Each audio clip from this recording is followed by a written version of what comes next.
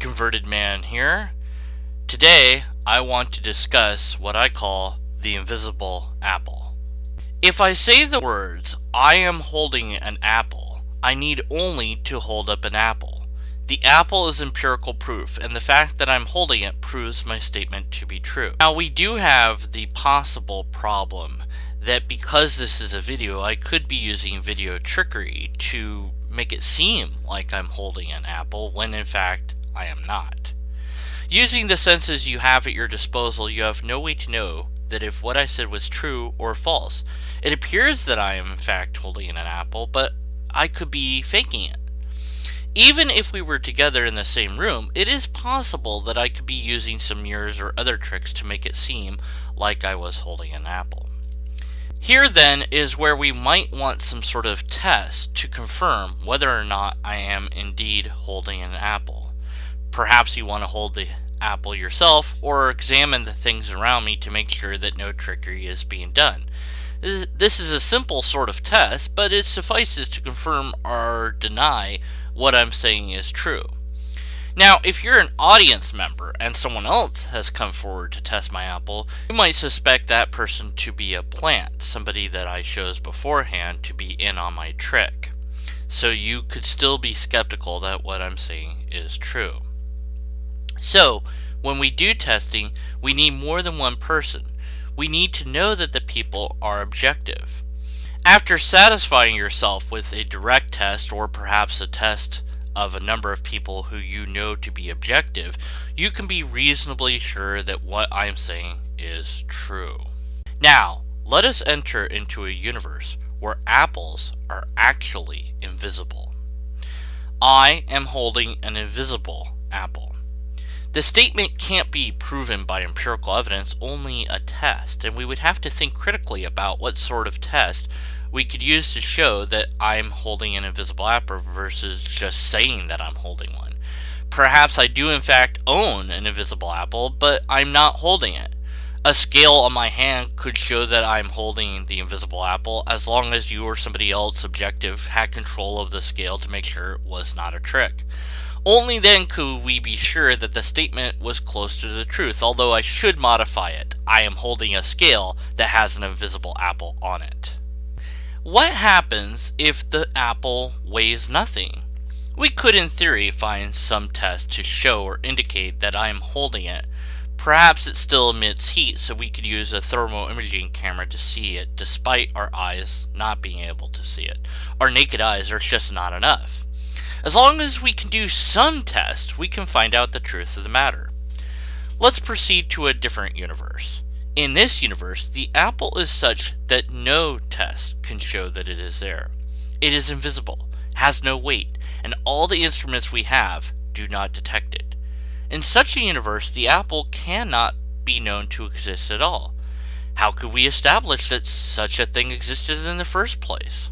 Perhaps the fact of reality is that the apple exists, but due to the inability of testing and the lack of empirical evidence in this universe, the word apple is a myth.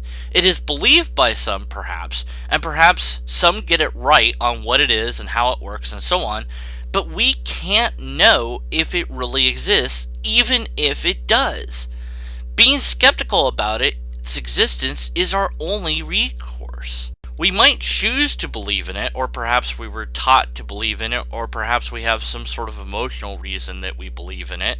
But just because we want to believe it's true, doesn't mean it is true. It might be true, and we might accidentally, by chance, somehow be right about our belief on it.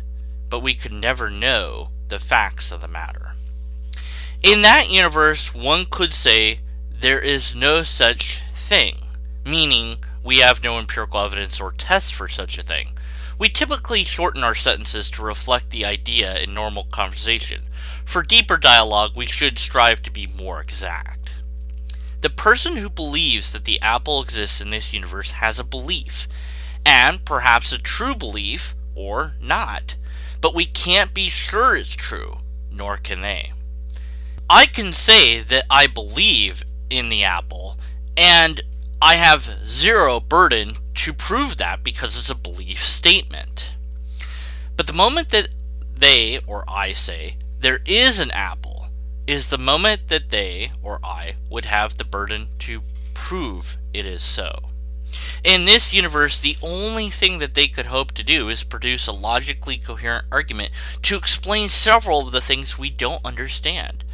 A small list of things would include: how do they know about it at all? What's it made out of? How did it come into existence? Where is it located? Their argument, if logical, should produce some, if not all, of the answers to these questions. At no time should any errors be found in the argument.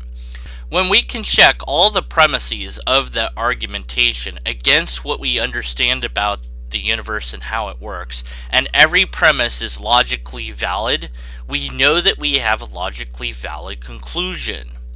So we can say that yes, belief in this apple is something that we can hold.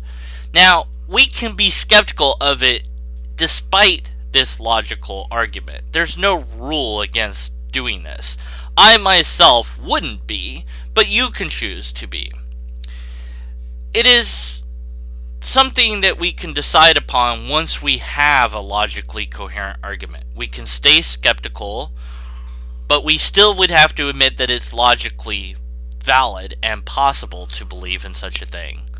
Or we can say, sure, I believe that that's true now because I have a logically coherent argument. Now, my question to you is, in that universe, is my burden to prove that no such apple exists? The answer is, it depends.